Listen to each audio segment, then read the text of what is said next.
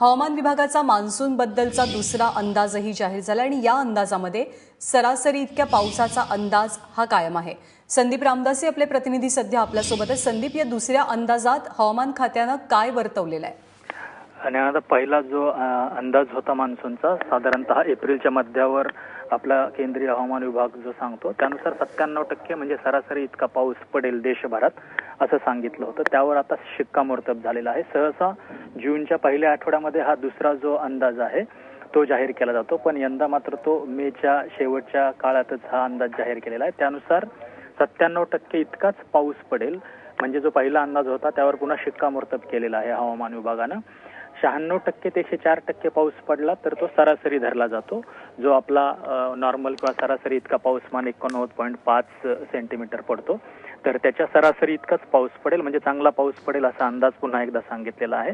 विभागवार या दुसऱ्या अंदाजामध्ये हवामान विभाग जे सांगतं तर त्यानुसार मध्य भारतामध्ये म्हणजे महाराष्ट्र ज्याच्यामध्ये येतो त्याच्यात 99% पाऊस पडेल सरासरीच्या, त्यानंतर वायव्य भारतात 100% आणि दक्षिण द्वीपकल्पात 93% पाऊस पडेल आणि ईशान्य भारतात म्हणजे नॉर्थ ईस्ट मध्ये 93% पाऊस पडेल, अशा पद्धतीचा अंदाज हवामान विभागाने दिलेला आहे।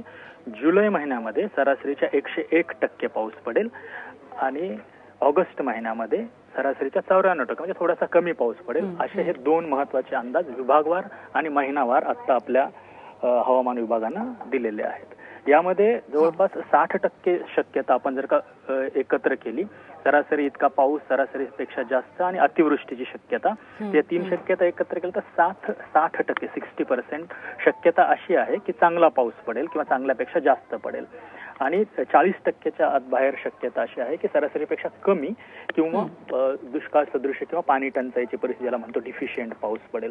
अशा पद्धतीचे तीन ही आकडेवारी ज्याला ब्रेकअप आपण म्हणूया हे आत्ताच्या अंदाजामध्ये हवामान विभागाने दिलेले आहे। नक्कीच, म्हणजे दुष्काळाची शक्यता कमी आहे आणि सरासरी इतका पाऊस पडेल अशी शक्यता हवामान विभागाने वर्तवली। संदीप, धन्यवाद या माहितीबद्दल।